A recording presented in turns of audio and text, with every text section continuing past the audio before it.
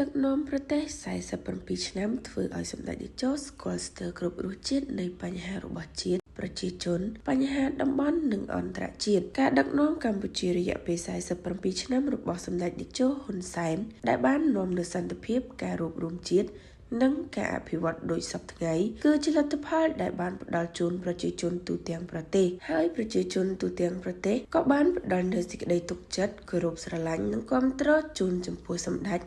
និងគណៈបកប្រជាជនចំពោះការដឹកនាំជាតិសម្ដេចតេជោហ៊ុនសែនប្រធានព្រឹទ្ធសភាយប់ថ្ងៃទី13មករាបានបង្ហោះសារបញ្ជាក់ពីខួប41ឆ្នាំចូលកាន់តំណែងនាយករដ្ឋមន្ត្រីដែលកាលនោះមានវ័យត្រឹម32ឆ្នាំប៉ុណ្ណោះសម្ដេចតេជោបានបង្ហោះយ៉ាងដូចនេះថាស្ទើរតែភ្លេចថ្ងៃនេះគឺជាខួបលើកទី41ឆ្នាំនៃការកាន់តំណែងជានាយករដ្ឋមន្ត្រីរបស់ខ្ញុំ14មករា1885ដល់14មករាឆ្នាំ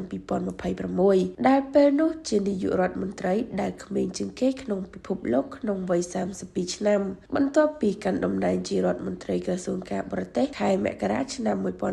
1979ក្នុងវ័យ27ឆ្នាំនិងជាឧបនាយករដ្ឋមន្ត្រីក្រសួងការបរទេសខែមិថុនាឆ្នាំ1981ក្នុងវ័យ29ឆ្នាំសម្ដេចតេជោគូបញ្ជាក់ថារយៈពេលបំពេញការងារក្នុងរាជរដ្ឋាភិបាលរយៈពេលជាង44ឆ្នាំនិងនៅព្រឹទ្ធសភាជិត3ឆ្នាំសរុបជាង47ឆ្នាំធ្វើឲ្យសម្ដេចស្គាល់ស្ទើរគ្រប់រសជាតិនៃបញ្ហារបស់ជាតិនិងប្រជាជនក៏ដូចជាបញ្ហាតំបន់និងអន្តរជាតិ